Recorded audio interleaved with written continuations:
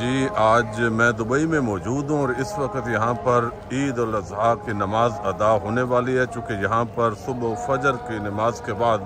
جب طلوع آفتاب ہوتا ہے تو 20 منٹ کے بعد تقریباً جماعت کھڑی ہو جاتی ہے۔ اب آپ دیکھیے ان رہائشوں سے کس طرح پاکستانی کمیونٹی جو ہے وہ عید کے لیے نکل رہی ہے، اور الحمدللہ ہم بھی ادا کریں گے۔ آج عرب ممالک اور پوری دنیا میں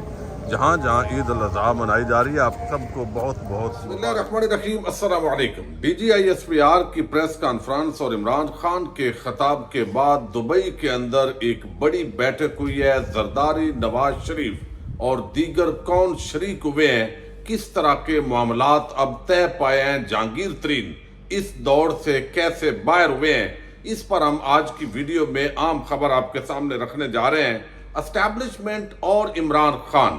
اگر عمران خان الیکشن جیت جاتے ہیں تو پھر کیا ہوگا؟ سہیل وڑیچ نے اس حوالے سے بڑی خبر دی ہے، اس کی تفصیل بھی آپ کے سامنے رکھنی ہے۔ سردار لطیف کھوسہ کے گھر پر جو قاتلانہ حملہ ہوا ان پر، اور جس طرح فائرنگ ہوئی، ایک ملزم سامنے آیا اور اس کا ویڈیو بیان چلایا گیا ہے۔ اس ملزم نے کیا اعتراف کیا ہے اور انڈائریکٹ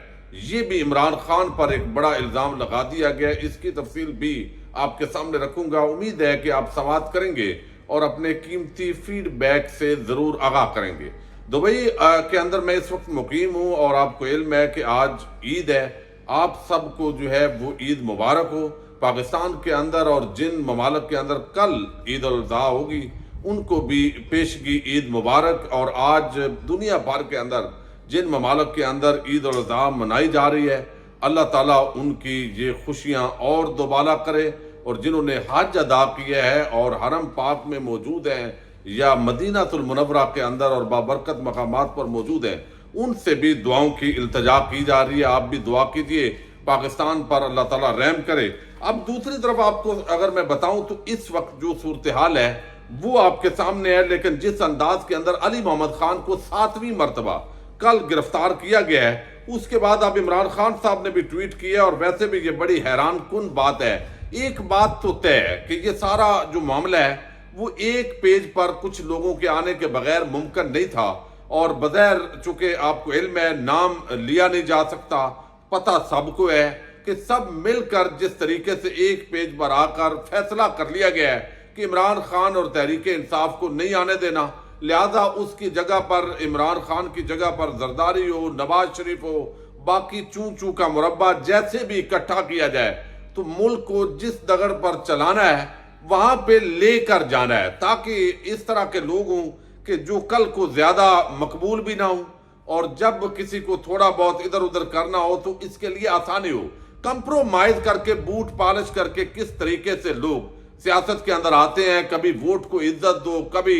آئین، جمہوریت، یہ سارے اس وقت جو الفاظ ہیں وہ ایک عجیب قسم کے لطیفے پاکستان کے اندر لگتے ہیں۔ عمران خان صاحب نے ٹویٹ کیا ہے کہ جب بھی میں یہ خیال کرتا ہوں کہ فسطائی حکومت انسانی حقوق کی پامالی اور ہمارے معاشرے کے تمام تہذیبی و مذہبی اقدار کی بے حرمتی میں آخری پستیوں تک پہنچ چکی ہے، یہ مزید گہرائیوں میں گرتے اور مجھے حیرت زدہ کرتے ہیں۔ ایسے میں جب شہر یار افریدی کو جیل میں نہایت کربناک اور ہولناک سلوک کا میت اس لیے نشانہ بنایا جا رہا ہے کہ انہیں توڑا جا سکے اور تحریک انصاف سے علیحدگی پر مجبور کیا جا سکے، ان کی اہلیہ اور بچوں کو، جیسا کہ شیر افضل نے بتایا، گھروں سے گلیوں میں نکالا گیا اور ان سے بدتمیزی کی گئی،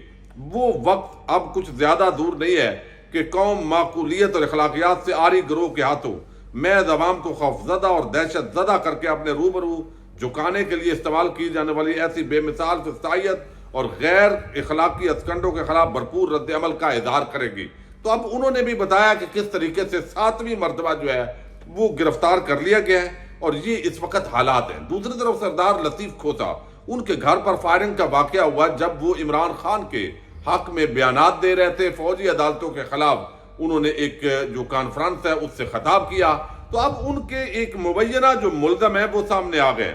یہ جو مبینہ ملزم ہے ان کا جو نام ہے وہ ہے محسن عرف لمبا۔ یہ جو محسن لمبا ہے اس نے ایک ویڈیو بیان جاری کیا، اور ویڈیو بیان کے مطابق اس نے بتایا ہے کہ جناب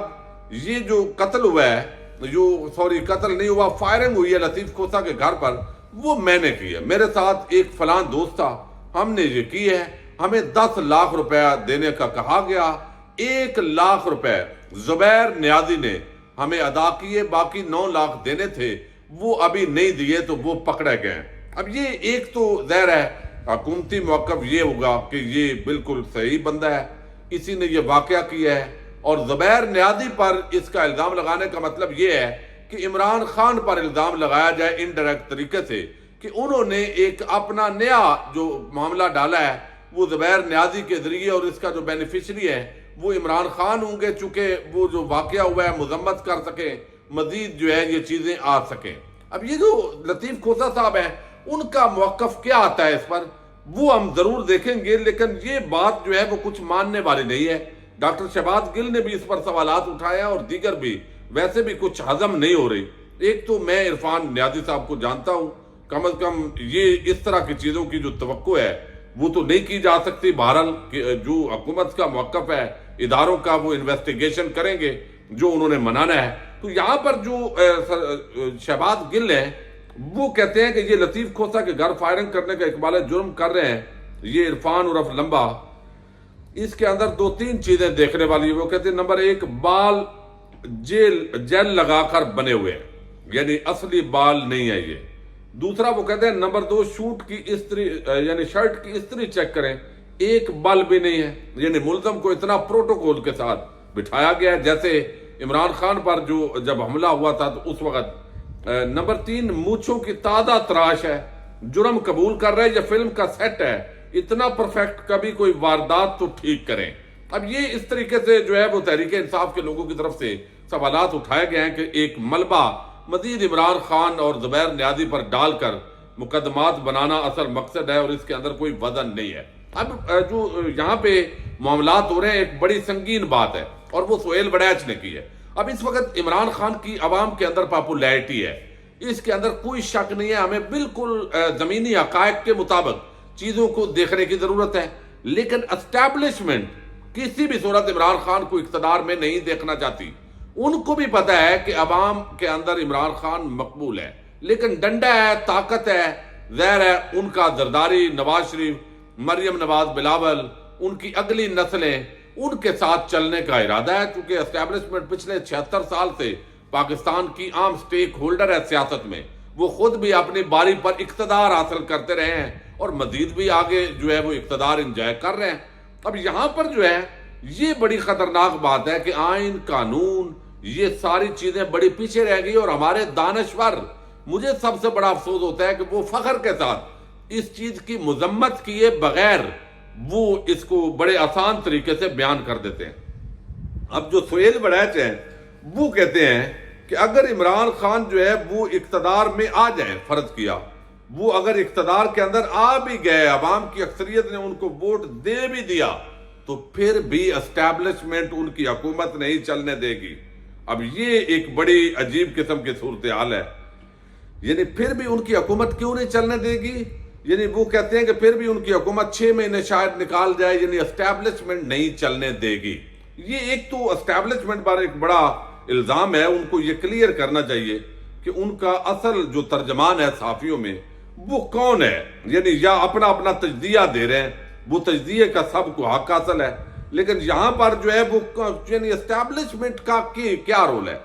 آئین کے مطابق تو عوام نے فیصلہ کرنا ہے، عوام کے ساتھ مل کر جو ملک ہے وہ ریاست وجود میں آتی ہے۔ تو اسٹیبلشمنٹ کا مطلب یہاں پر تو جو سہیل وڑیچ کے بقول کوئی قبضہ مافیا ہے پاکستان کا، جو اصل میں جو ہے وہ قبضہ کر لے گا پھر پاکستان پر، یعنی یہ ناقابل یقین باتیں ہیں۔ تو اس کا مطلب ہے کہ انہوں نے یہ خبر دی ہے کہ پھر بھی عمران خان کی حکومت کو اگر عوام ووٹ دے بھی عمران خان کو، ضد میں آ کر عمران خان کی حکومت نہیں مانی جائے گی، اس کو نہیں چلنے دیا جائے گا۔ یہ بھی ایک بڑے سنگین قسم کی جو صورتحال ہے یہ انہوں نے بتائی ہے۔ دوسری طرف دبئی کے اندر جو اس وقت معاملات طے پا رہے ہیں وہ تقریباً پا گئے، اور یہ صرف جزوی باتیں رہ گئی ہیں۔ معاملات بڑے سیدھے ہیں کہ اگلی حکومت جو ہے وہ ایک وزیر اعظم ہوگا، یا تو بلاول ہوں گے، یا پھر جو شہباز شریف ہوں گے،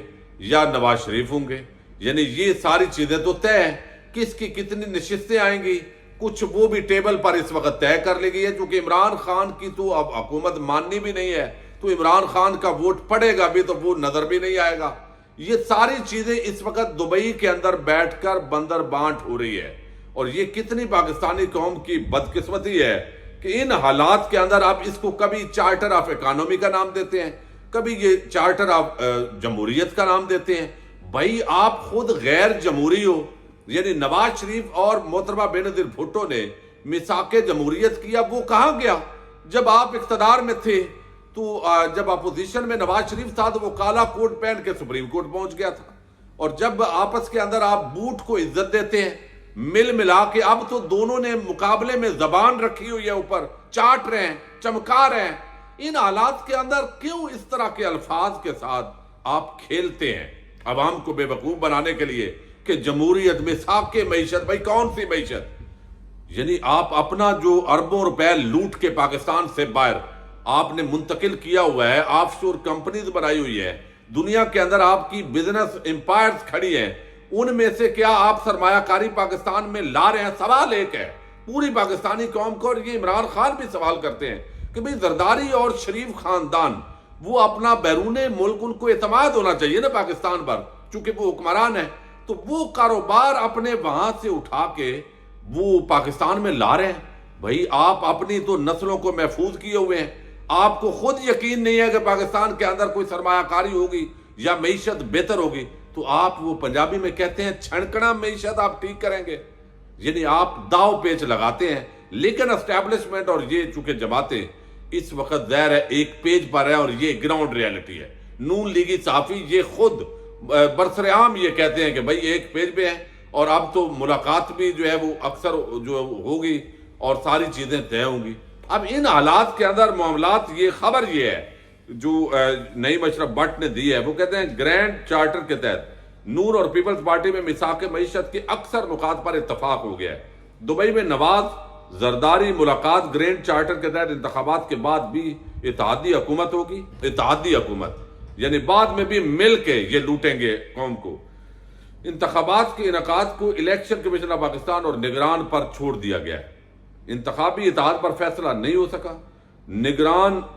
پر اتحادیوں سے مشاورت ہوگی، اور میثاق 10 سال کے لیے ہوگا، یعنی 10 سال کے لیے ہم نے اکٹھے چلنا ہے۔ سندھ آپ کا ہے، پنجاب ہمارا ہے، کے پی کے بلوچستان کو اس طریقے سے بانٹیں گے، اور یہ آپ دیکھیں اس ملک کا کس طرح کیا حالات ہوں گے، کیا کھلواڑ ہوگا۔ اب یہاں پر جو ہے وہ فیصلہ ہو گیا 10 سال ایسے کریں گے، اور ان کو دے دیا گیا کہ بھئی آپس میں بانٹو، تو اب وہ بانٹ رہے ہیں۔ ان حالات کے اندر ان کے معاملات تو طے پا گئے، جزیات رہ گئی ہیں۔ اب وہ اس پورے معاملے کے اندر اگلا وزیر اعظم کون ہوگا وہ irrelevant ہے، یعنی زرداری اور شریف مافیا یہ پاکستان کی ایک ریالٹی ہے، یہ سوٹیبل ہیں، ان کو اکاموڈیٹ کرنا، ان کے ساتھ معاملات طے کرنا آسان ہے، لہذا یہ چیز ایک سامنے آ گئی۔ اور دوسری طرف جو جہانگیر ترین گروپ ہے، علیم خان کے ساتھ معاملات طے نہیں پائے، چونکہ وہ ایک اور فورس کے طور پر آئیں گے،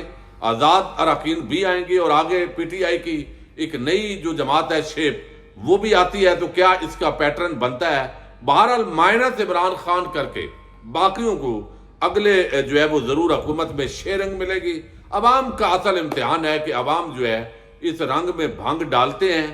یا مزید جو ہے وہ بھنگ پی کر سوتے ہیں۔ یہ ساری چیزیں پرامن جمہوری انداز کے اندر ممالک کے اندر یہی ہو سکتا ہے، جمہوری جد و جہد ہوتی ہے، پرامن جد و جہد ہوتی ہے، وہ کتنی کی جاتی ہے۔ تو علیم خان نے کہا ہے بھائی کہ ہمارا تو علیحدہ ہم دونوں کے خلاف الیکشن لڑیں گے۔ اس کا مطلب ہے کہ ان کو بھی فیل ہو رہا ہے کہ یہ نقصان ہے، جیتنا ویسے بھی نہیں، اور اتنی سیٹوں میں ایڈجسٹمنٹ ہو بھی نہیں سکتے، تو نون لیگ چاہے گی کہ ان کی اتنی سیٹیں آئیں کہ وہ اپنا وزیر اعظم بنا سکے۔ تو دبئی کے اندر آج عید منائی گئی ہے، اور اس کے ساتھ ہی یہ ملاقاتیں بھی ہو رہی ہیں، اور ملک کے معاملات طے کیے جا رہے ہیں۔ اجازت دیجیے گا، اللہ حافظ۔